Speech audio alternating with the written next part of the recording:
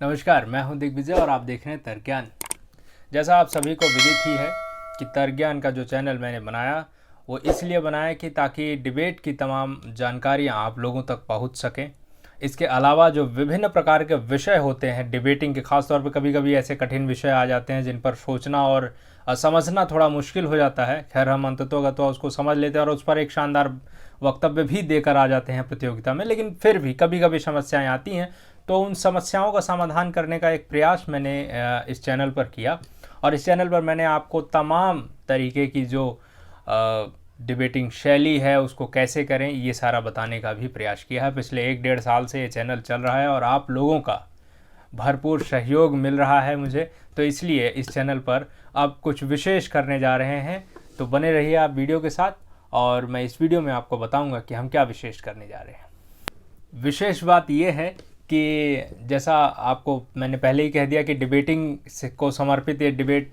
Channel है और इसके अलावा यहाँ पर बहुत सारी जो चर्चाएं हैं, जैसे विभिन्न विषयों पर चर्चाएं की जाती हैं। बहुत सारे गंभीर विषय भी होते हैं, कुछ ऐसे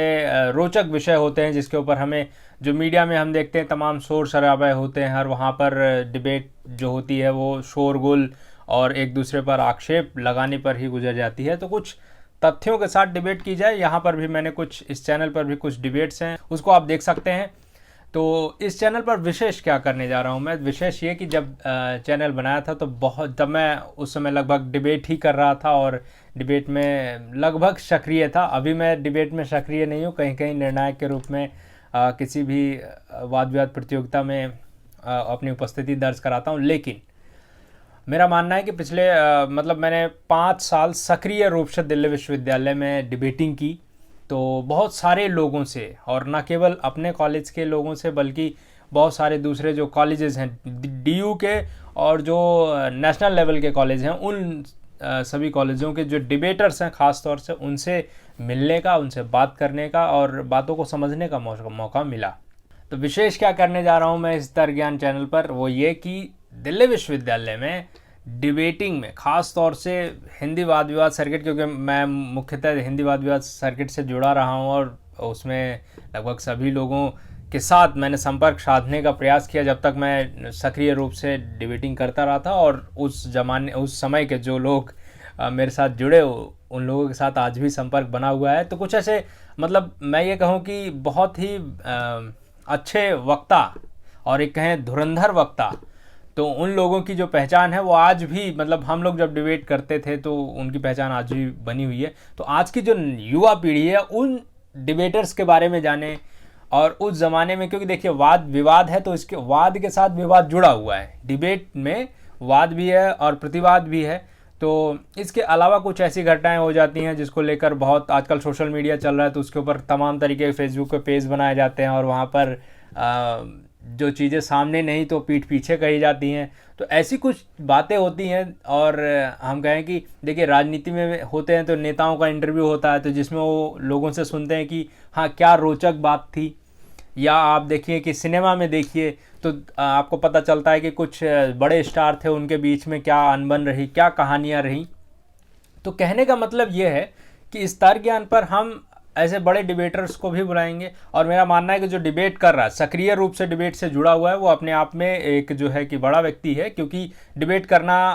एक बड़ी मैं समझता हूँ कि बड़ी योग्यता का काम है। तो लेकिन सीनियर जूनियर का अंतर तो है ही, तो इस पर सीनियर और जूनियर दोनों लोगों को मैं आमंत्रित करूँगा तर्क ज्ञान पर कि वो आएँ और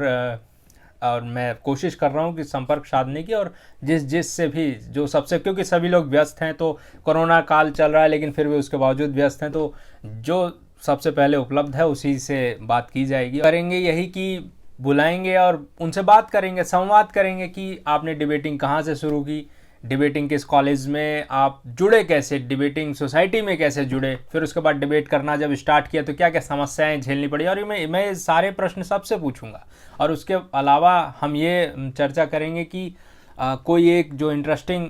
बात होती है, क्योंकि एक कोई घटना घटती है तो उसके प्रति लोगों के अलग अलग दृष्टिकोण होते हैं, तो एक डिबेटर होने के नाते उनकी क्या प्रतिक्रिया रही या उस घटना को कितना वो महत्व मानते हैं या उनके जीवन में कैसे वो निर्णायक रही। डिबेटिंग खास तौर पर ये ध्यान रखें कि डिबेटिंग में किस तरीके से वो निर्णायक रही या फिर उसने एक नया मोड़ दिया या नई चीज़ समझने को मिली। इसके अलावा जो और अनुभव हैं और जो कहानी है और जो किस्से हैं वो ये कहना चाहें, बताना चाहें, कोई बाध्यता नहीं है कि आप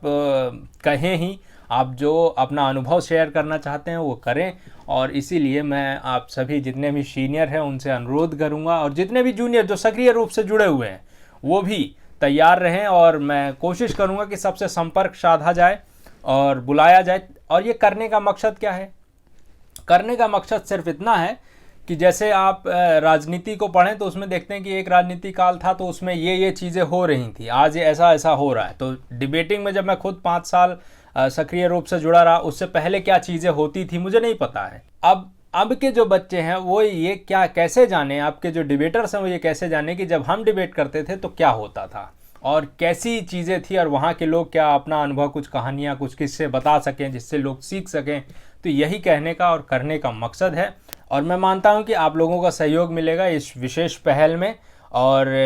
इस विशेष पहल के बारे में आपका क्या कहना है आप कमेंट बॉक्स में लिखें। और हाँ, एक बात और ध्यान रखें कि जो भी वक्ता यहाँ आएंगे, जो भी डिबेटर सीनियर या जूनियर जो सक्रिय रूप से जुड़े हुए हैं डिबेटिंग से, उनको बुलाया जाएगा। तो वो जो अपनी बातें कहेंगे उसके ऊपर अपनी प्रतिक्रिया कमेंट बॉक्स में लिख कर दें ताकि हमें पता चले कि हम कैसे जा रहे हैं और उन लोगों को सुनने के बाद आपको क्या सीखने को मिला। मेरी विशेष जो है निगाह इस बात पर रहेगी कि जो डिबेटर्स आकर यहाँ बता रहे हैं कुछ,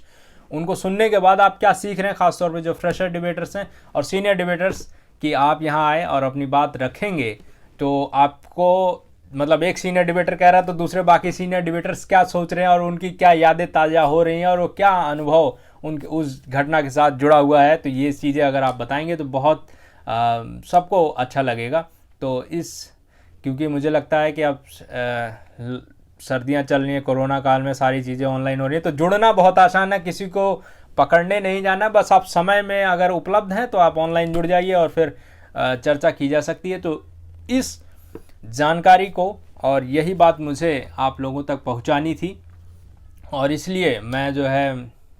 ये चाहूँगा कि आप इस वीडियो को ज़्यादा से ज़्यादा डिबेटर्स तक पहुँचाएं। और ना केवल इसमें मैं कोशिश कर रहा हूँ अभी फ़िलहाल दिल्ली विश्वविद्यालय के डिबेटर्स को लाने की, लेकिन मैं कोशिश करूँगा कि नेशनल लेवल के जो डिबेटर्स हैं, क्योंकि कुछ डिबेटर्स हैं नेशनल लेवल के जिनके साथ बात मेरी हुई है और जो मेरे संपर्क में है, मैं कोशिश करूँगा उन लोगों को भी लाया जाए। तो आप इस वीडियो को ज़्यादा से ज़्यादा शेयर करें, डिबेटर्स तक पहुंचाएं और जो डिबेट करने की इच्छा रखते हैं तो उन लोगों तक तो ज़रूर आपका ये परम कर्तव्य बन जाता है कि आप इस वीडियो को ज़्यादा शेयर करेंगे ताकि जुड़ सके। नई वीडियो जल्द जैसे ही अपलोड होगी, जैसे ही एक डिबेटर समय देंगे और उनके साथ चर्चा होगी, वीडियो तुरंत अपलोड होगी और आप लोग उसको देख पाएंगे। तो इसके लिए आपको करना यही है कि चैनल को सब्सक्राइब अवश्य करें, अपने अन्य दोस्तों के साथ इस चैनल को और इस वीडियो को ज़रूर शेयर करें। और ये जो एक विशेष पहल है इसके बारे में आप क्या सोचते हैं, इस वीडियो में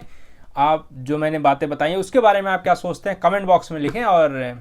अपनी प्रतिक्रिया दें। तो इसी उम्मीद और इसी अपेक्षा के साथ मैं ये मानता हूं कि ये पहल एक सकारात्मक बदलाव लेकर आएगी डिबेटिंग सर्किट में और उसकी गुणवत्ता को सुधारने में एक अहम भूमिका निभाएगी। तो आप लोग वीडियो लाइक करें, अपने अन्य दोस्तों के साथ शेयर करें, कमेंट ज़रूर करें कि आप क्या सोच रहे हैं इस पहल के बारे में। बहुत बहुत धन्यवाद और जल्द ही मिलेंगे हम एक विशेष वक्ता के साथ और दिल्ली विश्वविद्यालय की कुछ किस्से और कुछ कहानियों के साथ। धन्यवाद।